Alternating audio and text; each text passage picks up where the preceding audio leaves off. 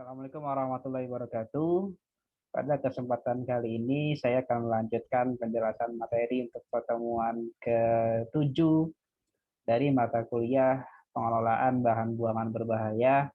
Setelah sebelumnya kita membahas mengenai bagaimana pelabelan limbah B3, di mana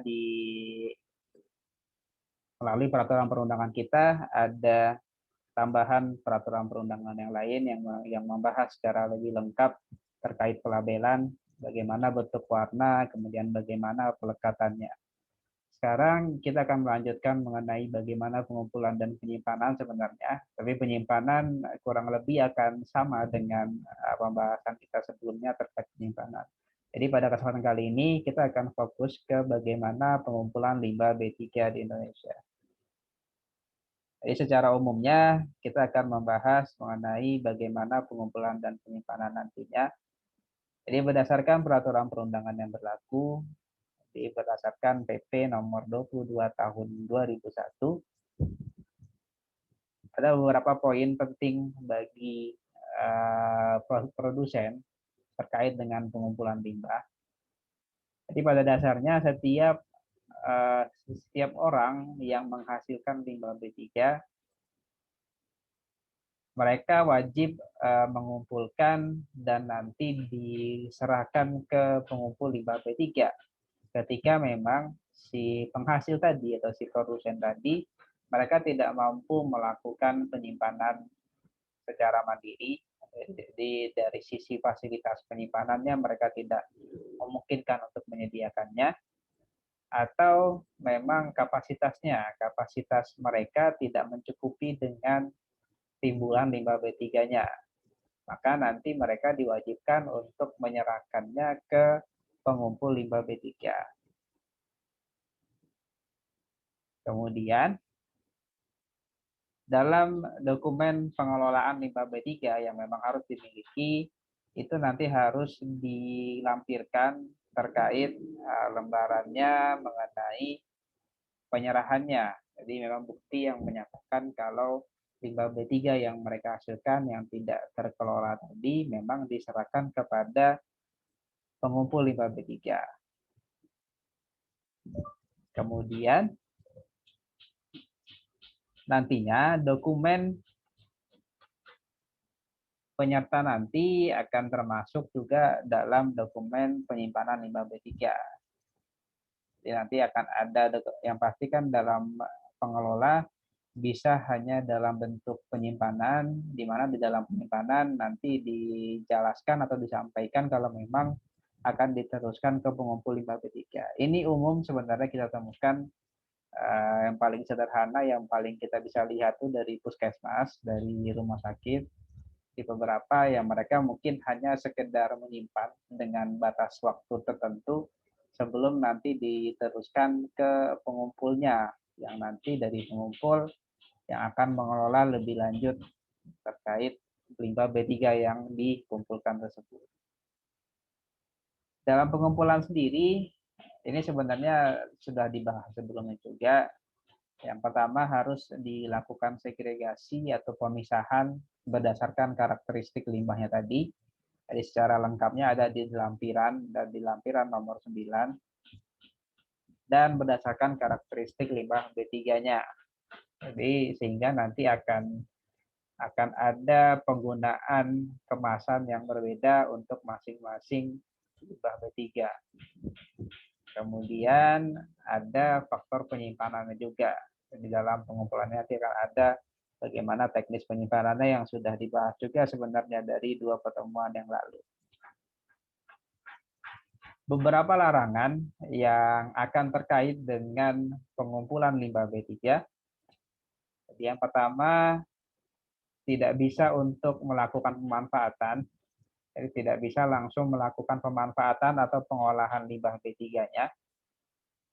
Jadi nanti untuk mereka bisa melakukan pemanfaatan ataupun untuk bisa melakukan pengolahan limbah B3, mereka diharuskan memiliki izin lagi nantinya.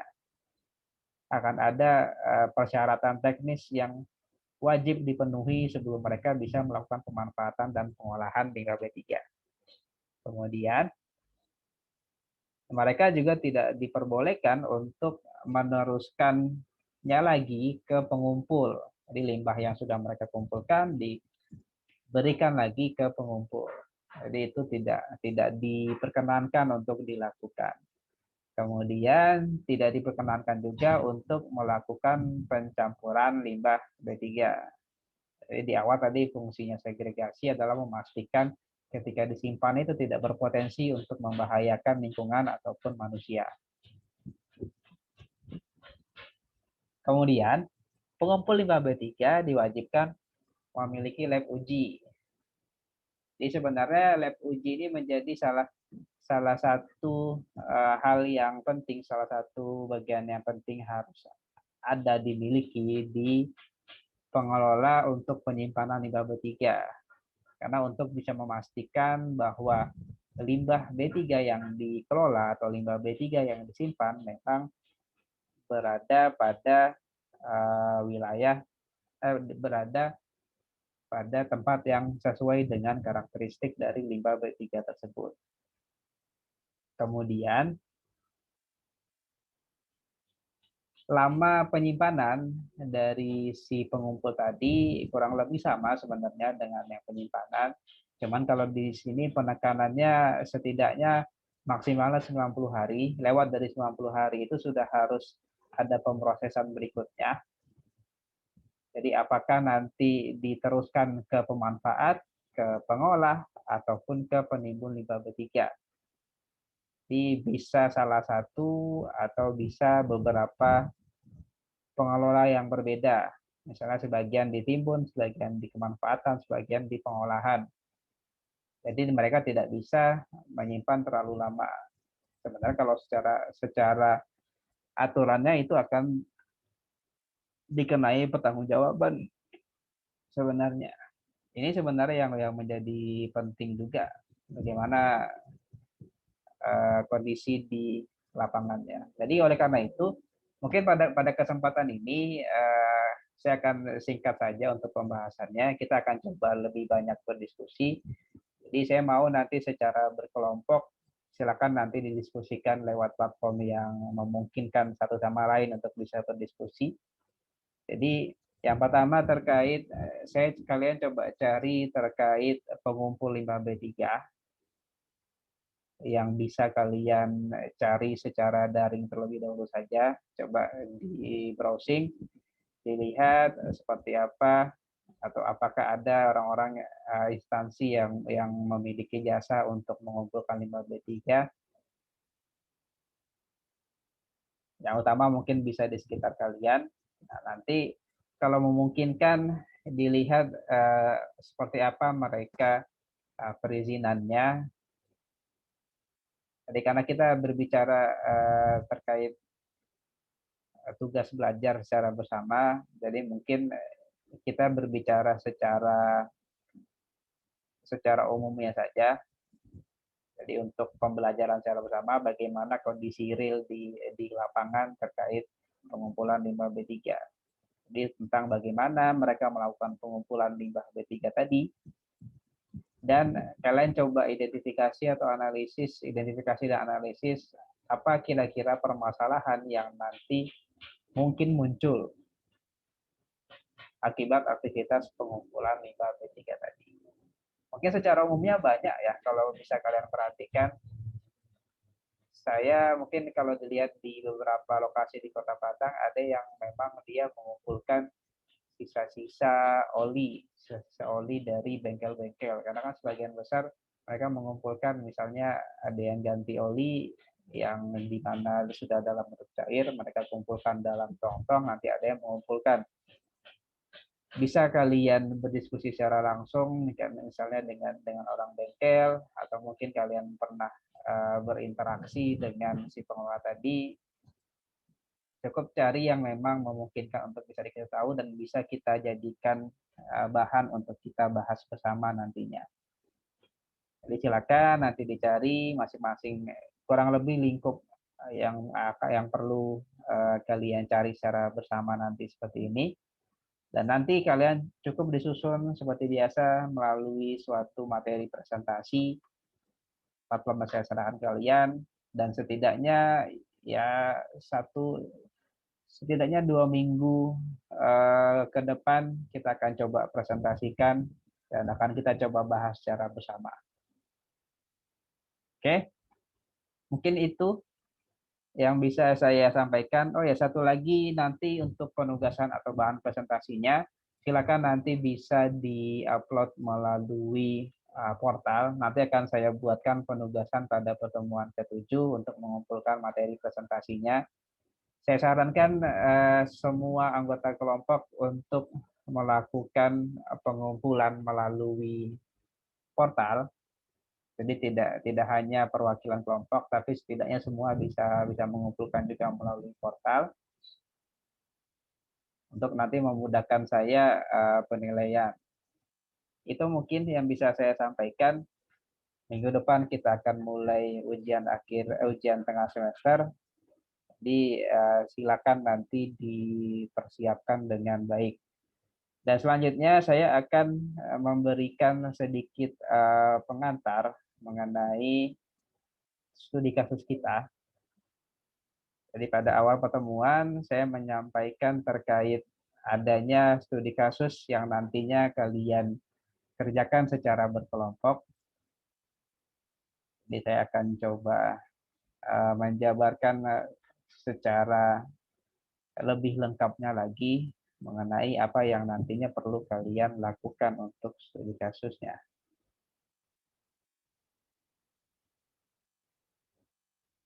Saya coba dulu.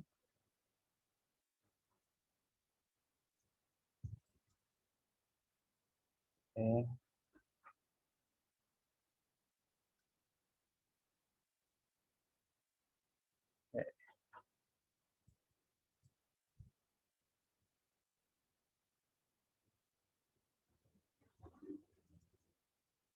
Oke, sudah keluar.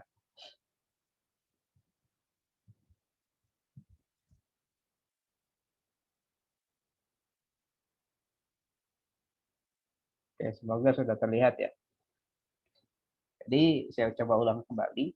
Jadi pada pertemuan awal saya menyampaikan kalau kita akan melakukan suatu studi kasus di mana harapannya kita akan memiliki gambaran lebih lengkap mengenai bagaimana perkembangan pengelolaan bahan buangan berbahaya di Indonesia yang nanti kita akan melakukan suatu kajian literatur mengenai penelitian-penelitian yang terkait dengan pengelolaan bahan buangan. Jadi pengelolaan di sini mencakup mulai dari identifikasi, mulai dari penetapan limbah B3-nya, sampai dengan bagaimana penimbunan limbah B3. Di mana nanti agar memudahkan kalian dalam mengerjakan nanti akan saya sampaikan bagaimana ketentuannya terkait studi kasus dan bagaimana alur pengerjaan studi kasus kita sampai dengan nanti format laporannya. Ketentuannya sendiri, yang pertama ini dikerjakan secara berkelompok. Silakan saya bebaskan kalian untuk memilih topik utamanya apa. Silakan pilih salah satu limbah B3. Jadi silakan dilihat lampiran dari PP 22 2021 terkait daftar limbah B3 yang memang ada di peraturan perundangan kita. Dipilih salah satu yang menjadi topik utama dari studi kasus yang akan kalian lakukan. Kemudian setelah memilih limbahnya, kalian coba identifikasi kira-kira apa yang menjadi akar masalahnya. Jadi limbah tadi itu dihasilkan akibat kegiatan atau industri apa dan apa dampaknya ketika nanti limbah B3 tadi tidak dikelola dengan baik. Dampaknya apa nanti terhadap lingkungan sehingga nanti menimbulkan urgensi untuk melakukan pengelolaan limbah B3 tersebut. Jadi nanti silakan ditemukan apa urgensinya. Baru kemudian kita akan atau kalian akan mencoba mengevaluasi berdasarkan riset-riset atau penelitian-penelitian yang sudah dilakukan seperti apa perkembangan pengelolaan limbah B3 tersebut.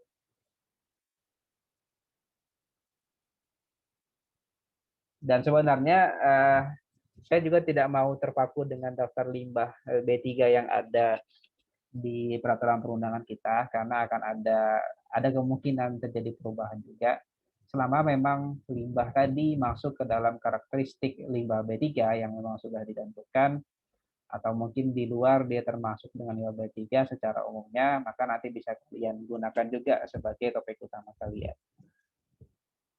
Jadi nanti silakan dimulai studi pustakanya, kalian cari literatur, cari penelitian-penelitian yang terkait dengan limbah tadi, dan bagaimana perkembangannya, apakah terkait penyimpanan, terkait pemanfaatannya kah, terkait pengolahan limbah B3 tersebut, atau terkait penimbunan dari limbah B3 tersebut. Jadi ada sebenarnya dari yang beberapa yang saya tahu, contohnya di PLTU kan dia ada pemanfaatan dari batu bara juga kan ya. Batu bara, mereka sebenarnya diharuskan untuk membangun suatu fasilitas penimbunan batu bara tadi dengan adanya kriteria-kriteria tertentu. Dan ada beberapa yang memang mengembangkan desain terkait bagaimana sih sebenarnya kita melakukan merencanakan atau membuat suatu sanitary landfill lah bisa dikatakan. Jadi seperti apa teknologi yang bisa dimanfaatkan untuk pengolahannya sehingga tidak mencemari, bagaimana sistem pemantauan dan lain sebagainya. Jadi silakan dibuat lingkup dari pembahasan kalian itu apa. Jadi bisa di tahapan penetapannya, bisa di pemanfaatannya. Jadi penelitian terkait pemanfaatan suatu limbah sudah sejauh mana sih sebenarnya dan apakah memang benar-benar bisa dimanfaatkan tanpa adanya potensi lain atau lingkup-lingkup lain, itu yang nantinya perlu kalian yang tentukan sendiri sejauh mana nanti akan kalian bahas secara berkelompok nanti.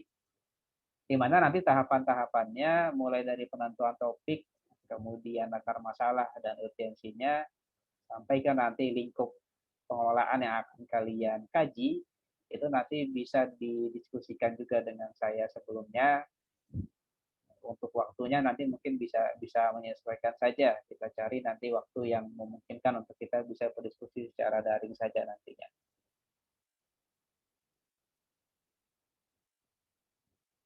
Nah, alur pengerjaannya idealnya memang nanti limbahnya itu kalian sudah dapatkan sebelum minggu depan. Mungkin kita karena sekarang masuk pertemuan 7, maka nanti di pertemuan 8 minggu depan kita ujian akhir, ujian tengah. Jadi mungkin setidaknya di ujian tengah itu setelah ujian tengah semester sudah ada topik yang mau kalian kaji itu mengenai apa. Kemudian baru nanti mungkin kurang lebih 2-3 minggu setelah penentuan topik, silakan lingkupnya kalian tentukan sejauh mana kalian akan membahas mengenai pengelolaan tadi. Dan nanti disiapkan bahan presentasinya. Jadi kurang lebih seperti itu nanti. Bahan presentasi nanti saya persilakan juga kalau ingin coba didiskusikan. Kalau ada tambahan sebelum nanti waktu presentasi akan saya berikan masukan dan tambahan juga terkait materi presentasinya. Kemudian laporan nanti dalam bentuk artikel saja, jadi tidak perlu dalam bentuk laporan yang biasanya terlalu tebal. Di artikel 6 sampai dengan 10 halaman saja sebenarnya biasanya, dan nanti setidaknya di paling lama biasanya seminggu setelah ujian akhir semester, karena untuk kepenilaian akhir juga nantinya rekapnya. format laporannya kurang lebihnya nanti ini yang akan ada atau yang akan kalian buat di artikelnya. Jadi nanti akan yang pertama itu judul studi kasusnya apa, limbahnya limbah apa, jadi langsung pengelolaan apa nama limbahnya yang nantinya akan coba kalian lihat pengelolaannya. Lingkupnya bisa di Indonesia, bisa di mana, nanti bisa kalian tentukan saja nanti. Kemudian ada identitas anggota juga jangan sampai terlewat untuk menambahkan. Dan nanti yang menjadi inti dari laporan ada pendahuluan pembahasan yang utamanya masing-masing di pendahuluan itu kalian menjabarkan melalui paragraf-paragraf saja nantinya. Jadi di paragraf-paragraf di pendahuluan akan ada di situ latar belakangnya apa. Jadi kenapa limbah B3 itu menjadi penting, menjadi sesuatu yang urgent untuk dikelola. Kemudian bagaimana ruang lingkup studi kasusnya akan kalian lakukan, di yang batasan-batasannya seperti apa yang akan kalian buat, dan tujuan studi kasusnya apa. Ya nanti di pembahasan yang dibahas adalah terkait lingkup tadi. Jadi secara lebih detailnya kalian jabarkan di pembahasan mengenai lingkup yang akan kalian jadikan tujuan studi kasusnya. Baru nanti masuk ke ringkasan dan daftar pustaka. Itu mungkin yang bisa saya sampaikan pada kesempatan kali ini. Jadi saya sangat terbuka jika memang ada yang masih kurang jelas atau ada yang perlu ditanyakan, silakan bisa melalui WhatsApp ataupun platform lainnya. Kalau memang kalian ada pertemuan kelompok secara daring, ingin mengundang saya juga saya persilahkan. Asal memang waktunya memungkinkan, saya coba untuk bisa bergabung dan ikut berdiskusi. Itu mungkin yang bisa saya sampaikan. Kurang dan lebihnya mohon maaf. Wassalamualaikum warahmatullahi wabarakatuh.